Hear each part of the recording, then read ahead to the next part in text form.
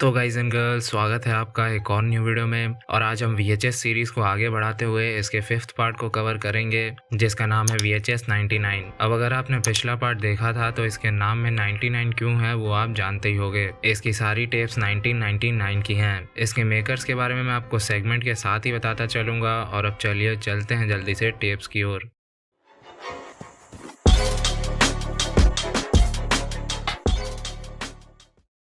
पहले और frame tape का नाम है दी गॉकर्स। इसके राइटर और डायरेक्टर हैं क्रिस ली हिल और टाइलर मैकिंटायर। इसमें एक ब्रेडी नाम का लड़का कुछ टॉय सोल्जर्स की स्टॉप मोशन फिल्म बना रहा है, जिसके क्लिप्स हमें बाकी टेप्स के बीच देखने को मिलेंगी। फिलहाल सेकंड टेप शुरू होता है, जिसका नाम है श्रेडिंग। इसकी डायरेक्टर राइटर है मैगी लेविन। इसमें है ग्रुप जिसमें है 4 दोस्त, रेचल, अंकुर, क्रिस और केलेब, जिसका शॉर्ट फॉर्म हुआ रैक। ये एक रॉक बैंड का ग्रुप है और इसके साथ ही ये लोग दिन भर फालतू प्रैंक्स और चैलेंजेस करके उन्हें रिकॉर्ड करते हैं अपने किसी वेब शो के लिए। अपने लेटेस्ट एपिसोड के लिए वो लोग जाने वाले हैं कॉलोनी अंडरग्राउंड नाम के जगह पर, जहां कैट नाम का एक रॉक बैंड आज से 3 साल पहले अपनी परफॉर्मेंस के दौरान एक एक्सीडेंट में मारा गया था। उस बैंड में 4 लड़कियां थी जो स्टेज पर परफॉर्म कर रही थी, लेकिन अचानक ही एक इलेक्ट्रिकल फायर स्टार्ट हो गया, जिससे सारे फैंस की भगदड़ में वो चारों उनके नीचे कुचली गई और वहीं जलकर मर गई। क्रिस हमें स्टोरी बता रहा है और बीच में उस बैंड का एक डेमो रील भी चल रहा है, जिसमें वो परफॉर्म कर रही है और उनका इंटरव्यू भी लिया जा रहा है। इस रील के बाद वो सब कॉलोनी अंडरग्राउंड के पास पहुंच गए, जहां अंकुर सबसे ज्यादा डरा हुआ था और वो रेचल को भी समझा रहा था कि देख, अशांत आत्माओं को छेड़ना सही नहीं होता, वो हमें पोजेस भी कर सकती हैं। लेकिन उसी को तो रिकॉर्ड करने ये लोग यहाँ आए हैं। अंकुर को इग्नोर करके वो सब वहीं पहुंच गए जहां वो हादसा हुआ था। उन्हें वहां कुछ सामान मिले, साथ ही एक श्राइन और जले हुए जूते वगैरह। खैर तभी क्रिस को किसी ने खींच लिया और जब सब उसे देखने गए तो पता चला कि ये तो क्रिस का एक वाहियात प्रैंक था अंकुर की फाड़ने के लिए। खैर अंकुर से सॉरी कहकर वो सब उस स्टेज पर चढ़ गए और परफॉर्म करने लगे। तभी अंकुर को छोड़कर वो सब अचानक ही रुक गए और ऐसा करने लगे जैसे वो पोजेस्ड हो गए हों। लेकिन ये भी उनका एक घटिया मजाक था, फिर से अंकुर की हालत पतली करने के लिए। इस बार अंकुर को बहुत गुस्सा आया और वो उन्हें छोड़कर चला गया। फिर वो तीनों कैट वाली लड़कियों की एक जेलो डॉल बनाकर डॉल्स को वैसे ही कुचलने लगे जैसे वो एक्चुअल में मरी होंगी। तभी वहाँ एक अजीब सी आवाज आई जिसने ये कहा, केलब को किसी ने हवा में खींच लिया और नीचे आए बस उसके टुकड़े। वहाँ उसी बैंड के लड़कियों के भूत आ चुके थे। वो बिल्कुल ज़ॉम्बीफाइड घोस्ट लग रहे थे, ठीक जिनके बारे में अंकुर ने रेचल को वार्न किया था, अशांत आत्माएं। जल्दी से खुद को रेडी करके वो लोग बाकी तीनों के पीछे पड़ गए। पहला नंबर लगा क्रिस का। फिर उन्हें मिला अंकुर, जिसने उन पे कुछ छिड़का लेकिन बात नहीं बनी, उसे मरते हुए दिखाया नहीं गया। इसके बाद बारी थी रेचल की, जिसके टुकड़े करने में देरी नहीं हुई। फिर उन्होंने उसके टुकड़ों को आपस में जोड़ा और ठीक ऐसे ही बाकी सबकी लाश के पार्ट्स को काम चलाऊ तरीके से जोड़कर उन्हें पोजेस करके वो स्टेज पर परफॉर्म करने लगे, जिसके साथ ये टेप यहीं पर खत्म हो गया। फिर कुछ सेकंड्स के लिए वही स्टॉप मोशन वाला फर्स्ट टेप चला, जिसके बाद शुरू हुआ थर्ड सेगमेंट। इसका नाम है सुसाइड बिड। इसके डायरेक्टर राइटर हैं जोहानेस रॉबर्ट्स। लिली जो एक कॉलेज फ्रेशर है, वो बेटा सिग्मा एटा नाम की एक सोरोरिटी हाउस को ज्वाइन करना चाहती है, जिसमें गिन चुनकर कुछ 4-5 लड़कियां हैं। उसने सिर्फ उसी ग्रुप को ज्वाइन करने की अर्जी डाली है, इसलिए उसकी फ्रेंड हेलेन उससे कह रही थी कि अगर उन्होंने तुम्हें अपने ग्रुप में नहीं लिया तो तुम साल भर के लिए किसी और हाउस में ऐड नहीं हो पाओगी। इसी को हेलेन सुसाइड बिड कह रही थी। उस एक ग्रुप को यहाँ के सारे हाउस आउटकास्ट मानते हैं, क्योंकि उनकी हरकतें ही कुछ ऐसी हैं। कुछ दिन बाद उस ग्रुप की लड़कियों ने लिली को इनवाइट किया और उसे लेकर आए एक ग्रेवयार्ड में, क्योंकि यहाँ ये लिली का टेस्ट लेंगे। उस ग्रुप की हेड थी एनी। एनी ने उसे गिल्टीन का लेजेंड बताया, जिसमें उसी की तरह एक डेस्परेट फ्रेशर गिल्टीन उनके हाउस को ज्वाइन करने आई थी आज से 20 साल पहले। उस समय जो इस हाउस के मेंबर्स थे, उन्होंने उसका टेस्ट लिया, उसे 24 घंटे के लिए जिंदा दफनाकर, लेकिन वो लोग उसे बाहर निकालना ही भूल गए। और एक हफ्ते बाद जब उन्हें याद आया, तब कॉफिन खोलने पर अंदर उन्हें गिल्टीन मिली ही नहीं। तो ये लेजेंड है कि गिल्टीन नीचे से ही और नीचे सीधा पाताल में पहुंच गई, जहां वो अभी भी अकेली है। कॉफिन्स पर आकर वो आज भी नॉक करती है और चाहती है कि उसे कोई मिल जाए जिसे वो अपने साथ नीचे ले जा सके, ताकि उसे अकेला ना रहना पड़े। अब लिली को इस टेस्ट से होकर गुजरना होगा, इसलिए वो उसे सुसाइड बिड वाली टी शर्ट पहनाकर लेकर आ गए एक गड्ढे के पास। लिली की हालत खराब थी, लेकिन उन्होंने कहा कि उन्हें भी ये टेस्ट देना पड़ा था, इसलिए तुम्हें भी देना होगा। बाहर एक बेल भी लगा हुआ है, जिसे कॉफिन के अंदर से ही बजाया जा सकता है, जिसके बजते ही वो लोग उसे बाहर तो निकाल लेंगे, लेकिन फिर वो इस हाउस में शामिल नहीं हो पाएगी। अंदर जाने से पहले उसे एक कैमरा दिया गया जिससे वो खुद को फिल्म करती रहेगी, और साथ ही में एक बॉक्स भी मिला जिसे उसे तभी खोलना है जब वो बुरी तरह डर चुकी हो और बाहर आने के लिए बेल बजाने ही वाली हो। अंदर ऑक्सीजन भी मुश्किल से 24 घंटे तक ही चल पाएगा, इसलिए शांत रहने में ही उसकी भलाई है। अगर पैनिक करेगी तो दम घुटने से ही मर जाएगी। कॉफिन में जाने के बाद उन्होंने गड्ढा भरना शुरू किया और लिली के हाथ पैर जम रहे थे। गड्ढे को पूरा भरकर वो लोग कॉफिन को नॉक करने लगे, जिससे लिली की जान निकली जा रही थी। वो बस बेल बजाने ही वाली थी, लेकिन तभी उसे याद आया उस बॉक्स का, जिसे खोलते ही निकले स्पाइडर्स। ये देखकर लिली का तो पता नहीं, लेकिन मेरे पसीने छूट गए थे, क्योंकि क्लॉस्ट्रोफोबिया और कीड़े मेरे सबसे बड़े डर हैं। अब पानी सर से ऊपर जा चुका था, इसलिए उसने बेल बजा ही दी। लेकिन बाहर होने लगी थी बारिश और वहाँ एक पुलिस कार भी आ चुकी थी। पकड़े जाने के डर से वो लोग वहाँ से भाग गए, लेकिन पुलिस ने भी गड्ढा देखकर कुछ किया नहीं, चुपचाप वहाँ से चला गया। इसके बाद कॉफिन में हर तरफ से पानी पानी भरने लगा और तभी लिली को नॉक करने की आवाज आई। इस बार वहाँ सच में आ चुकी थी गिल्टीन। उसने कॉफिन का लिड तोड़कर लिली को लपेट लिया। इसके बाद सुबह जब वो पांचों वहाँ पहुंचे तो गड्ढा पूरा भर चुका था। एनी ने नीचे जाकर चेक किया, लेकिन वहाँ कोई नहीं था। उन्हें लगा कि ये काम गिल्टीन का है, लेकिन एनी ने बताया कि गिल्टीन तो सिर्फ एक मनगढ़ंत कहानी थी लिली को डराने के लिए। खैर, एनी बोली कि हमें ये सब भुलाना होगा और इसके बारे में हम आज के बाद कभी किसी से बात नहीं करेंगे। उन्हें लग रहा था कि इतना बड़ा कांड करके वो सब बच जाएंगे, लेकिन वो बहुत ही ज्यादा गलत थे। इसके बाद सीधा हम उन्हीं पांचों को देखते हैं जो लिली की तरह एक कॉफिन में बंद थे। तभी एनी के पास लिली आ गई, जो खुद भी गिल्टीन की तरह हो चुकी थी। उसने बताया कि उसने गिल्टीन के साथ डील करी है, खुद की जान के बदले इन सारी सिस्टर्स की जान। जैसे ही गिल्टीन इन्हें लेकर जाएगी, वैसे ही लिली को वापस उसकी सोल मिल जाएगी। इतने में वहाँ आ गई गिल्टीन, जिसके मुंह से एक स्पाइडर निकला और सिस्टर्स की चीखों के साथ सुसाइड बेड खत्म हुई। इसके बाद फोर्थ टेप शुरू हुआ, जिसका नाम है ऑजीज डंजन। इसके डायरेक्टर राइटर हैं फ्लाइंग लोटस और जोई कूपर। इसमें है एक बच्चों का गेम शो, जिसके होस्ट का दावा है कि शो के विनर की एक विश वो ऑजी से पूरा करवाएगा। ऑजी कौन है वो आप जानोगे बहुत ही जल्द। खैर, इस बार डोना नाम की बच्ची गेम को जीतने के लिए डेस्परेट है, और साथ ही वर्दी भी।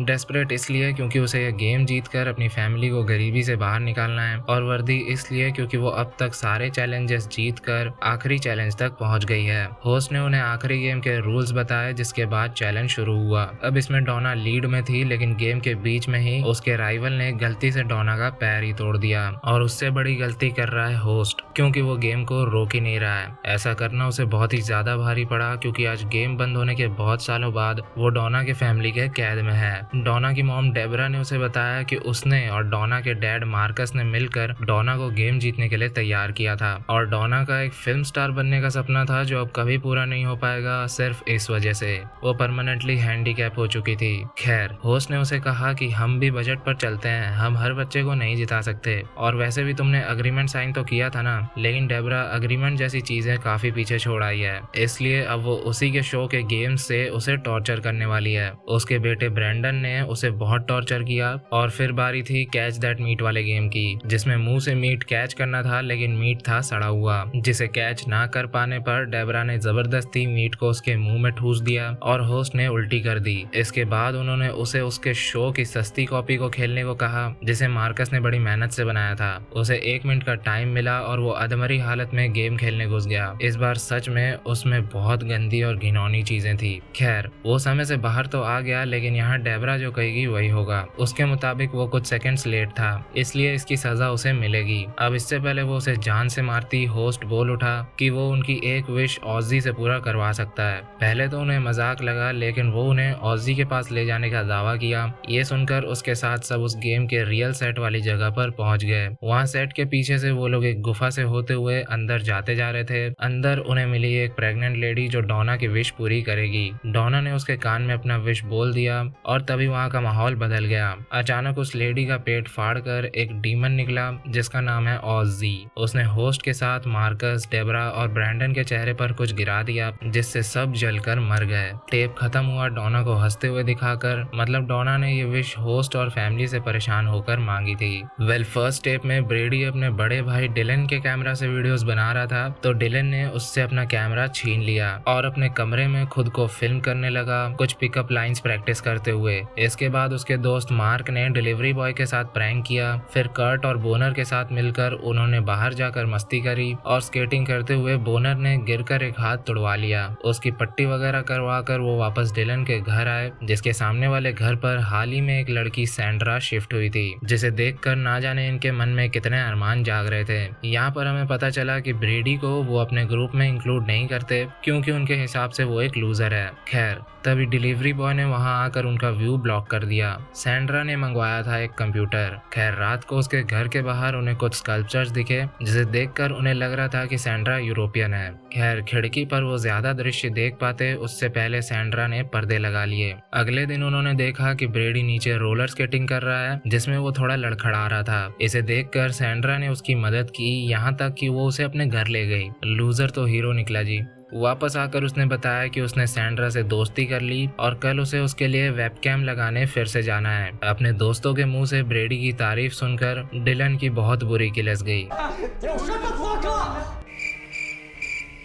उन्होंने उससे कहा कि सैंड्रा के कंप्यूटर में स्पाईवेयर डाल देना, जिसके लिए ब्रेडी राजी नहीं था, लेकिन ग्रुप में शामिल होने का मौका मिलेगा ये सुनकर वो खुशी खुशी सैंड्रा के यहाँ गया और स्पाईवेयर इंस्टॉल करके आ गया।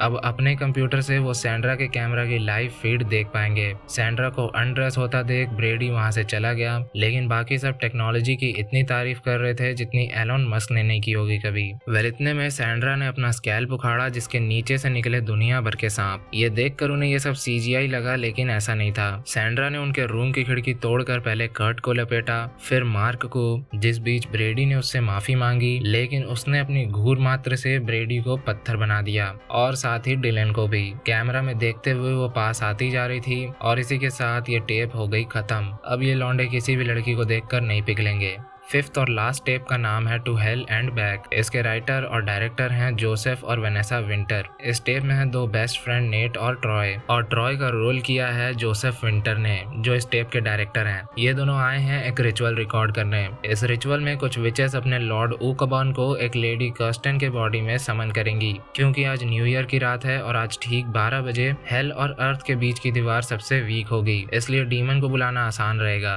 खैर, ट्रॉय और नेट को यह सब कोई मजाक लग रहा था, लेकिन उस रिचुअल से जब एक दूसरा डीमन घर में घुस आया तब ट्रॉय की हवा निकल गई। ऊकबॉन की जगह फेरकस नाम का डीमन वहां आ चुका था। उन विचेस के स्पेल से वो वापस हेल तो चला गया, लेकिन साथ में नेट और ट्रॉय को भी खींच लाया। अब हम देखेंगे हेल के नजारे। वो होश में आए तो उनके सामने ही एक वेपन पड़ा हुआ था, जिसे नेट ने उठा लिया। उन्हें सामने एक डीमन दिखा जो किसी की बोटी नोच रहा था और उसे देखकर वो लोग भागने लगे, लेकिन रास्ते में एक और डीमन को देखकर वो बत्ती बंद करके एक जगह पर छुप गए। जहाँ वो छुपे थे वहाँ 2-4 बहुत बुरी तरह से चीरी फाड़ी हुई लाशें पड़ी हुई थी। उनके ठीक ऊपर वही डीमन आ चुका था, जिसे देखकर वो फिर से भागने लगे और इस बार उन्हें मिली मेबल उन्हें सूंघ कर वहाँ पहुंची थी, जिसके साथ ही बाकी डीमंस भी जल्दी पहुंच जाएंगे, क्योंकि ये लोग निर्दोष और मॉर्टल हैं, इसलिए उनकी सोल सारे डीमंस को अट्रैक्ट करेंगी। वेल, उन्होंने मेबल को सारा मामला बताया कि वो यहाँ पहुंचे कैसे, जिसमें उन्होंने ऊकबॉन का जिक्र किया, जिसे मेबल बिल्कुल पसंद नहीं करती। वेल, मेबल समझ गई थी कि ये लोग यहाँ गलती से आ गए हैं, इसलिए अब वो उन्हें वापस अर्थ पर भेजने में उनकी मदद करेगी और बदले में वो दोनों विचेस के बुक में मेबल का नाम लिख देंगे, जिससे वो भी वापस आ सके,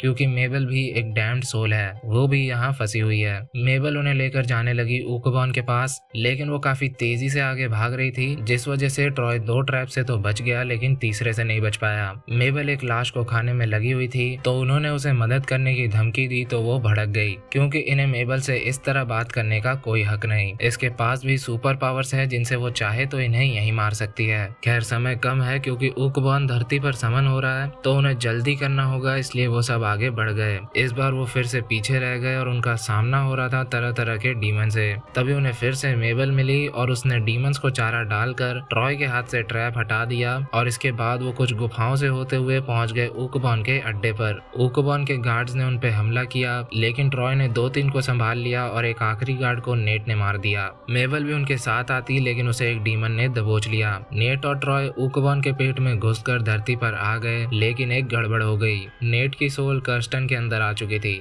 और ये थोड़ा फनी था। विचेस का रिचुअल नाकाम रहा, जिसे देखकर उन्होंने उन दोनों को मार दिया, लेकिन ट्रॉय ने मरने से पहले विचेस की बुक पर मेबल का नाम लिख दिया और इसके बाद वो मर गया। मूवी के एंड में हम विचेस की आवाज सुन पाए जिसमें वो मेबल को समन कर रही थी, और इसी के साथ VHS 99 यहीं पर खत्म हुई। इसका अगला पार्ट जल्दी आ जाएगा, और अगर ये वीडियो आपको अच्छी लगी हो तो आपकी बस एक सब्सक्राइब मुझे अगली वीडियो के लिए बहुत ज्यादा मोटिवेट कर देगी। खैर, मैं आपसे उसी में मिलूंगा। फिलहाल आप इसके पिछले पार्ट्स देख सकते हो, जिसका लिंक आपको नीचे डिस्क्रिप्शन में मिल रहा होगा। बाकी तब तक के लिए बाय बाय।